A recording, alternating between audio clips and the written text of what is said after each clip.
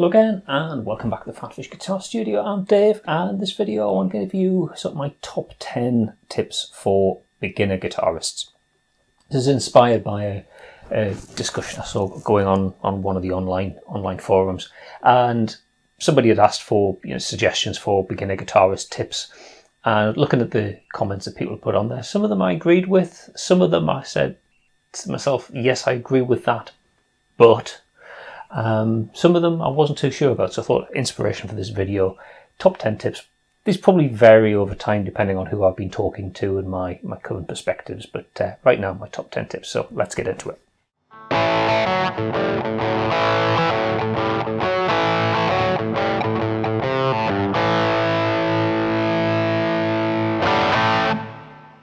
So my first tip is get a guitar that you like, something that you feel inspired to play. It's a really common trap I've seen with beginner guitarists where the parents don't want to spend a lot of money, particularly for like younger kids. They're not convinced that they're going to want to play the guitar long term, and they don't want to sink a whole load of money into the venture. So they think, we'll get you started on an acoustic guitar, and if you like it, then you can move on to an electric. Now, economically, that kind of makes sense if you're the parent, but from a guitar player's perspective, that doesn't really work out, because if you want to play rock guitar, you want to play metal, something like that is not going to inspire you. Acoustic guitar, electric guitar, they both got the name guitar in them, but they are distinctly different instruments. The way you approach them is different. So if you want to play hard rock and you're presented with an acoustic guitar, it doesn't lend itself to that. You're not going to want to play it so much. You're not going to feel inspired. So there is actually something to be said for get the gear that suits what you want to play. Now, it doesn't have to be the absolute best. There's some really affordable, good quality guitars out there. I've got a lot of experience with guitars. I'm fortunate to have some very nice guitars. I've got custom shop Strats. I've got my Evo there. It's possibly one of the best playing guitars I've ever owned. Very, very expensive.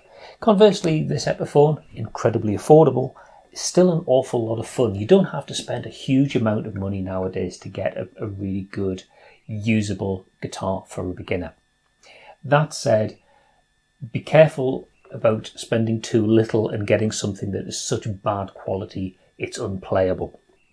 So in choosing your first instrument, get something that inspires you and it matches the style that you want to play, something that you want. If you see it in the corner of the room, you think, yeah, I want to pick that guitar up and I want to practice, I want to play. If you're into metal and all your guitar heroes play black, pointy, aggressive, heavy metal guitars, and you're presented with something like this, which, as I say, is a perfectly good, perfectly playable guitar, you're not going to be as inspired. So you need something that kind of speaks to you as an instrument and that you want to play.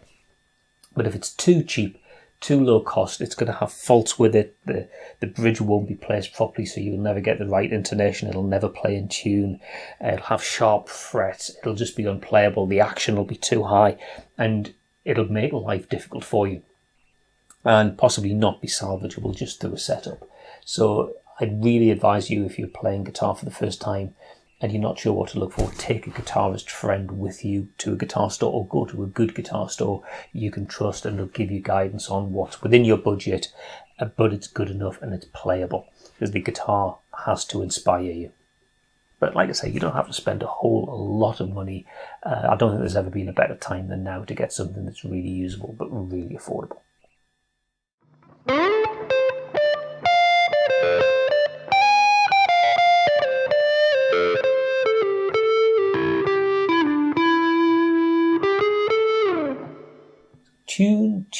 Tune again. Why is tuning so important? Well, particularly as a beginner, it's about getting used to what an in-tune guitar sounds like. So every time you pick your guitar up, tune it, whether you're using a tuner pedal, using a plug-in tuner, using an app on your phone, something that clips on the headstock, loads of different ways to check that your guitar's in tune. Make sure that it is before you pick it up and play. And while you're playing, if you get to a break in your practice session or whatever, check again, because guitars can drift out of tune as you play. Because when you're learning guitar, you're going to sort of build this idea of what something sounds like, and if I give you an exercise and you play through that exercise, you know what it's meant to sound like. But if your guitar's not in tune, then you sort of associate with what your out of tune guitar will sound right to you, if you see what I mean. And then as you progress more as a guitar player and you need to play by ear and you get much more proficient and you're almost like you're improvising, you need to be able to listen to what you're playing and know if it's right or if it's wrong.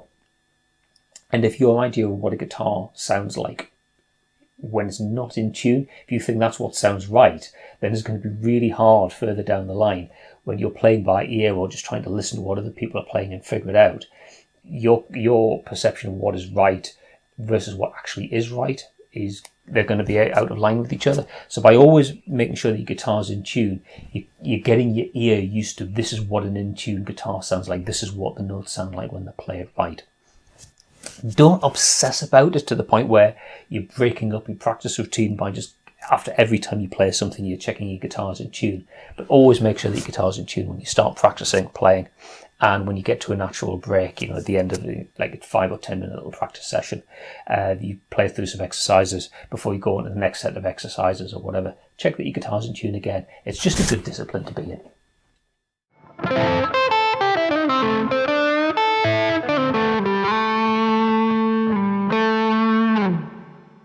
If you're new to guitar, you're not going to be very good at it. It takes time. Nobody's born with a natural ability to just pick up the instrument and play wonderfully. You need to practice, you need to learn. And in the early days, you aren't going to sound very good, and you might be self-conscious about it, particularly if you're living in a house with brothers and sisters or parents or whatever, or, even if you're a bit older and you're living in a house with flatmates. There's nothing wrong with playing an electric guitar unplugged or getting a little headphone amp or something so only you can hear yourself playing. And it gets you over that embarrassment factor. If you're worried that you're going to hit a wrong note and someone's going to hear you, you become very self-conscious, and it just kind of, there's something between your brain and your fingers just locks up. So yeah, headphone amps, just playing unplugged electric is a perfectly valid way to go until you get comfortable about what you're doing and you're not worried too much about what people are going to think. The but that comes with that is a plugged in electric guitar is a glorious sounding thing. So even if you're not brilliant at what you're doing, when the house is empty, when no one's listening, don't be afraid to plug in, turn the volume up and just have a blast and just enjoy playing the guitar. If nobody's listening, no one to hear you making mistakes, there's no reason to be self-conscious. Yeah, plug in and enjoy a fully amplified electric guitar. It's just a wondrous thing.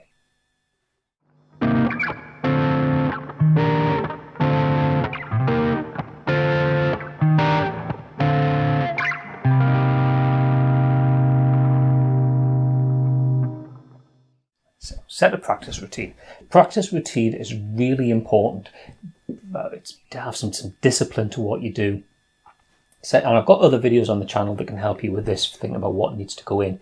Having some exercises that you play, focusing on what you want to get better at, what you're currently studying, little etudes or whatever that you can play that will focus on the areas where you're a bit weaker and you want to get better, and structuring that into a practice routine where you play 5 minutes of warm-up, 5 minutes of a particular exercise, 5 minutes of something else, and work on the areas that you want to work on.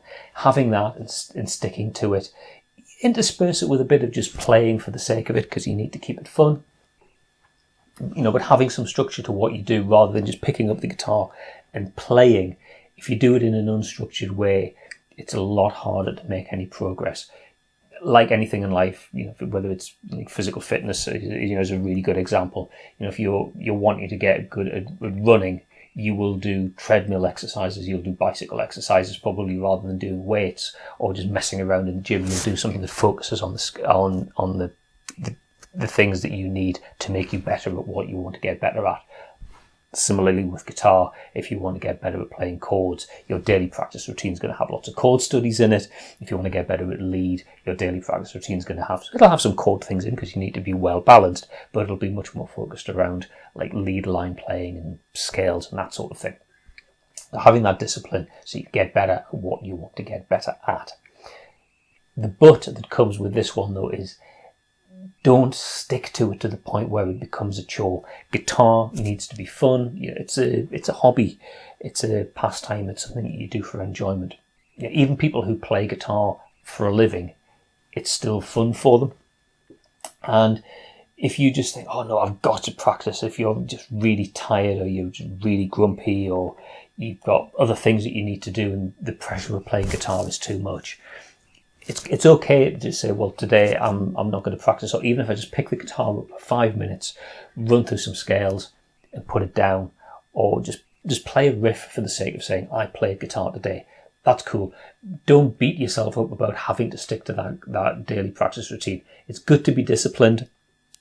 And I really would advise you to stick to your daily practice routine as much as you can, but don't let it become a ball and chain around you that it starts to impact on your quality of life. If you need to have a day or two away from the guitar, accept that you can have a day or two where you don't make progress, but it's better to have a little bit of a break and keep it fresh when you come back, rather than just ploughing away and you just end resenting the guitar, and that's just not good.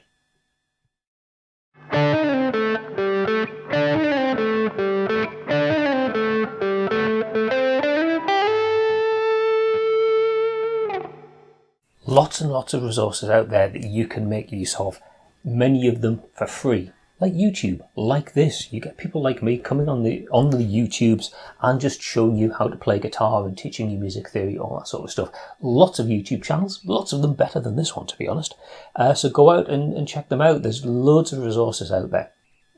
Certainly way more than there were when I started learning to play guitar.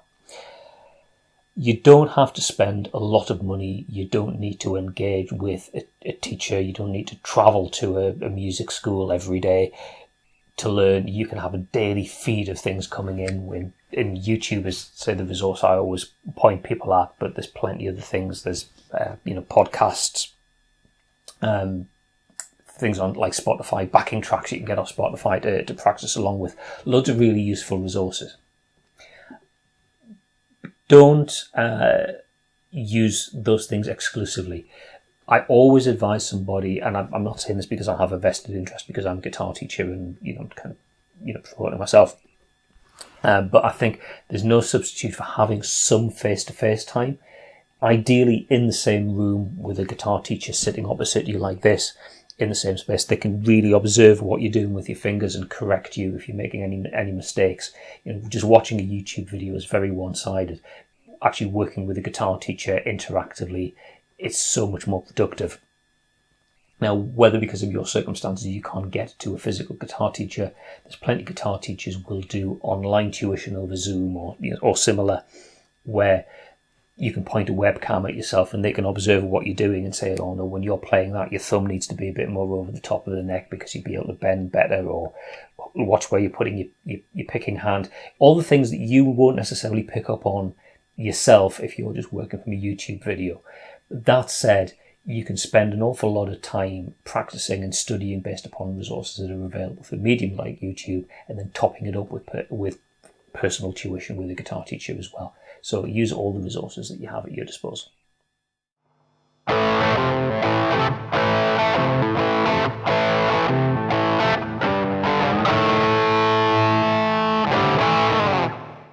There's always two camps when you talk about guitar playing. There's the camp that says you need to learn music theory, it's really important. All music is notes, and notes are governed by music theory. And then you get the other camp that says, oh no, you just play by ear, don't constrain yourself with music theory, I just play by feel, all of this sort of stuff. You need to serve both masters. I started guitar just playing like exercises, things that I was shown to play from like magazines or tutor books or whatever, without necessarily understanding what it was that I was playing. Later on in life, I studied music theory a lot more, and I started to understand what it was that I was playing, why the notes in a particular riff or something worked together the way that they did. So it was really useful for being able to understand what worked, why it worked, and then wanting to take my playing forward and actually writing my own music or being able to improvise, understanding how the notes work, the relationships between notes and a scale, the relationship between the notes and the scale and underlying chords. It's all really, really useful. So yes, you need to have an element of listening to what you're playing and like feeling it and being organic and not treating it as an exercise and just applying some music theory. But it's important you do understand the music theory, be prepared to learn scales, learn the different types of chords. What's the difference between a major and a minor chord? It's not just the sound of them, it's the notes that make up the chord, and why a major chord sounds the way it does, why a minor chord sounds the way it does, how you could use them, how they relate to the scales, loads and loads of stuff like that. That said, don't become a slave to music theory. All the notes that you play, whatever notes you play, you'll be able to examine them in the context of music theory and how they relate to each other. But you need to, when you're playing, particularly as you get more advanced and you move into improvising, and just I give you a chord progression and you play some lead lines over the top of it. Having the music theory to understand what options you've got are really useful, but you need to feel it and like play by ear to the extent that as you're playing notes, that music theory gives you the guidance as to what are the right notes. You use your ear to tell you, well, does this give me the feel that I want, the vibe that I want in the context of this solo? So do you learn music theory? Do you play by ear? You need to do both.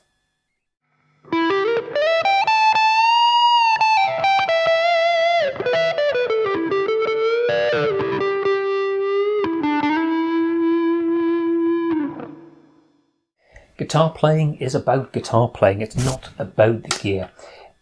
Guitarists, we are notorious for getting obsessed about the gear, and yes, I'm aware I'm surrounded by guitars here and I've got tons of pedals down on the floor, but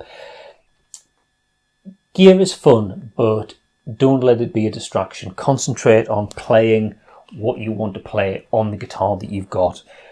If you ever get in the position where you're trying to play something, you say, oh, I can't play this because the guitar's holding me back. No, it's not. It's your attitude that's holding you back. It's your lack of practice that's holding you back. Within reason, you can play pretty much anything that you want on the gear that you've got. You know, I mean, there's certain restrictions. Like this guitar, for example, has got a Bigsby tremolo. You can do mild vibrato. If I wanted to play heavy metal dive bombs, this isn't the guitar for it. But by and large, just being able to play notes, play chords, whatever on a guitar, you can do it on any guitar. So don't obsess about gear.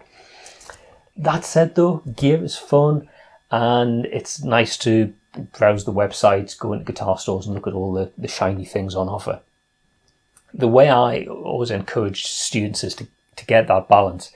Yes, go on the internet, watch the YouTube videos, see the nice pieces of gear, and then use them as something to aspire to. So if you think, okay, I'm going to learn to play something, and if I get to the stage where I can play a certain number of chords and I can change between them fluently, I think, yeah, I've definitely gone up a notch in my playing. Well, then yeah, reward yourself. Get that overdrive pedal that you've had your eye on. The overdrive pedal is not going to make you a better player, but you might enjoy playing a bit more, and using it as something like as a reward is good. But like I said, don't obsess about gear. Gear is not going to make you a better player. There's the idea of, the guitar's got a fast neck or something. No, it just means it's a bit more comfortable to play fast on. Just by having a guitar with a fast neck, it's not going to make you a faster guitar player. The thing that makes you better is practicing and playing. So don't put gear above hard work.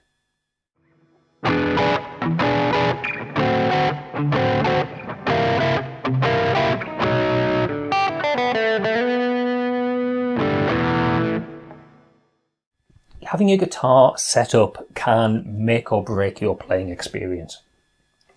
The guitar is fundamentally fairly basic. You've got a string that's stretched from one point to another, with some frets for you to push against.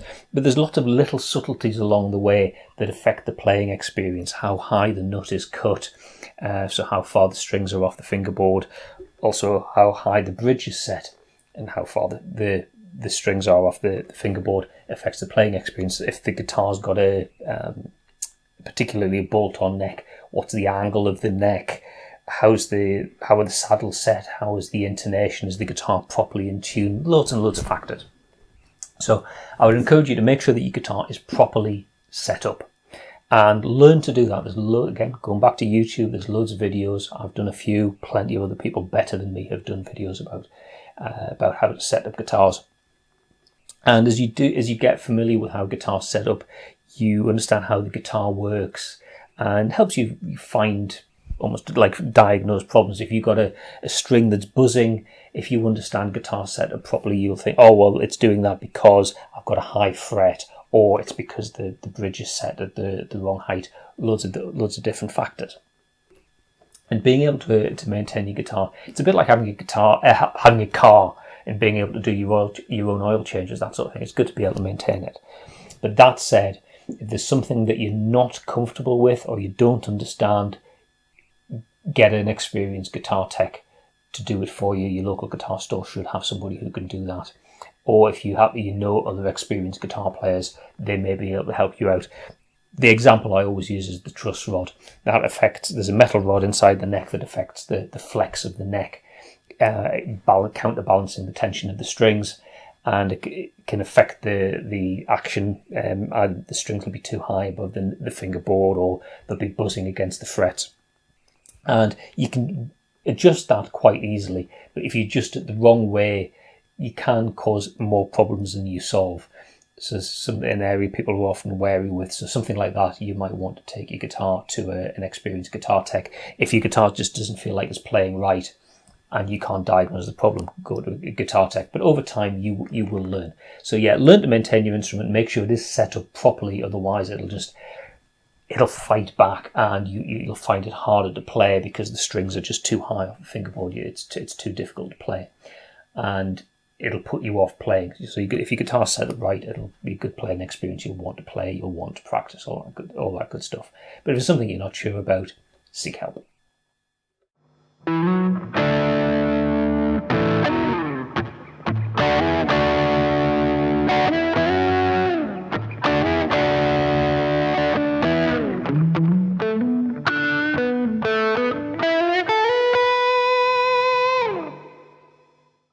Gain is an interesting one. There's a glorious sound with an electric guitar plugged into an overdrive pedal and just playing a distorted power chord. But distorted sounds, overdriven sounds, they can sometimes flatter your playing a little bit. And certainly this is something I saw being discussed on an online forum the other day. Someone was talking about if you're practicing, you should always play clean. Don't flatter your sound. Get the most unforgiving sound you can get, and play with the guitar clean. So as no distortion, and if there's any mistakes, you'll hear them. And I thought, I don't know if I entirely agree with that. Yes, I agree with generally if you're practicing, you should be practicing with a clean tone. But for some things, a lot of gain is actually quite useful. Now, if you've got an exercise or something, and there's a risk that you're going to hit just the odd sort of duff note, you're just going to catch a string that you're not meant to, or you're going to slide and catch a string with your picking hand, and it's going to ring out ever so slightly. So having a high gain sound in some contexts is actually quite useful. So yeah, generally practice with a clean tone. But if you really want to examine the cleanliness of your picking technique and your playing technique, turning up the gain can be very useful.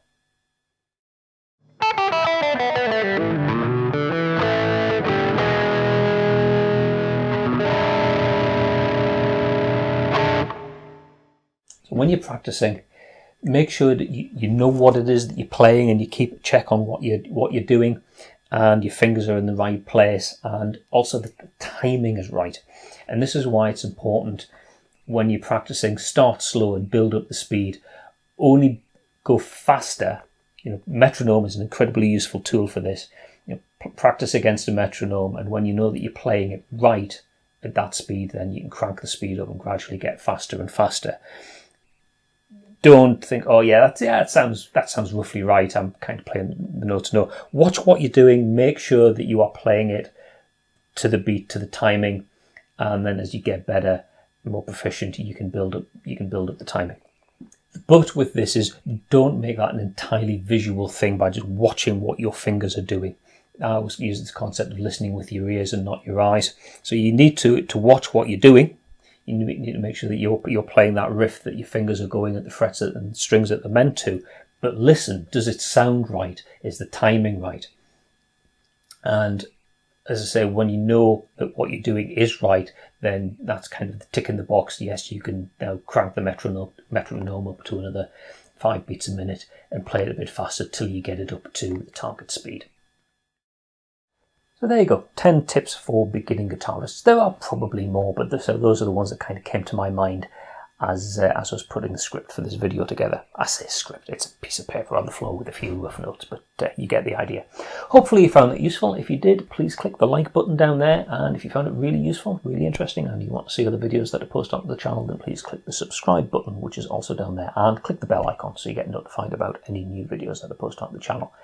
As always, you're welcome to leave a comment down there. I'd be interested to hear what your experiences are as beginner guitarists, or what your top tips would be for other beginner guitarists. If there's something specific you want to ask me though, YouTube doesn't always let me know when people leave comments on videos, so you're better off going here, leave a comment there, and that comes direct to me, and I can get around to answering your question in a future video. That's all for now. Thanks for watching. See you next time.